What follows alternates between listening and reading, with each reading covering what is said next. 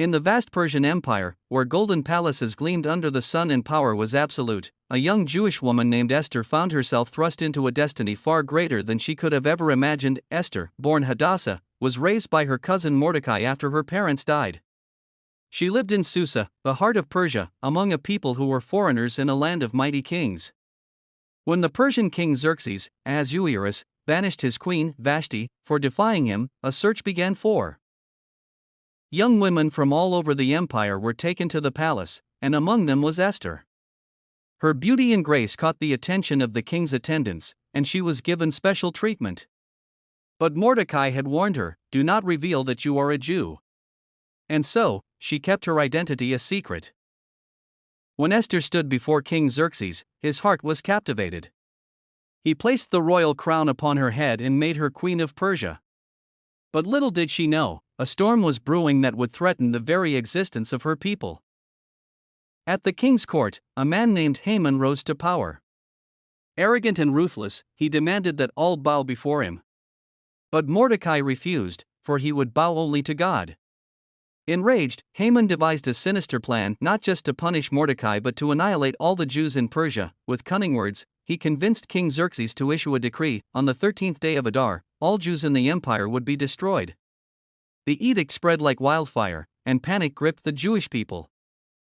When Mordecai heard of the decree, he tore his clothes in mourning and sent word to Esther: "Do not think that because you are in the king's palace, you alone will escape. If you remain silent, deliverance will arise from another place, but who knows? Perhaps you were made queen for such a time as this." Esther's heart pounded. To approach the king without being summoned was a crime punishable by death. Yet, she knew she could not remain silent. "Fast for me," she told Mordecai and the Jews.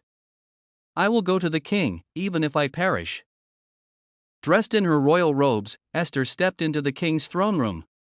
Would he spare her life? Xerxes looked up and extended his golden scepter. "What is your request, my queen?" He asked. Esther, wise and strategic, invited the king and Haman to a banquet. At the feast, she made no request but invited them again for another night. Haman, drunk on his own pride, left the palace with glee. But his joy turned to rage when he saw Mordecai still refusing to bow. Furious, he ordered a gallows built to hang Mordecai the next morning. But that night, the king could not sleep. As his servants read the royal records, he discovered that Mordecai had once saved his life but had never been rewarded. When Haman arrived at the palace, intending to ask for Mordecai's death, the king stopped him. "What should be done for the man the king delights to honor?" asked Xerxes. Thinking the king meant him, Haman boasted, "Dress him in royal robes, place him on the king's horse, and have a noble prince lead him through the city, proclaiming his honor." "Do this for Mordecai," ordered Xerxes. Haman's face drained of color. Instead of destroying Mordecai, he was forced to honor him before the entire city. That evening, at the second banquet, the king turned to Esther. "What is your request?" "Even up to half my kingdom, it will be given to you." With courage, Esther revealed Haman's plot: "Spare my people, O king, for we have been sold to destruction." The king's face darkened. "Who dares to do such a thing?" Esther pointed across the table. "This vile Haman." Terror filled Haman's eyes. He fell before Esther, begging for mercy. But at that moment, a servant announced, "Haman has built gallows for Mordecai." "Then let him be hanged on it," declared the king. That day, Haman met the fate he had planned for another. Though Haman was gone, the king's edict could not be revoked.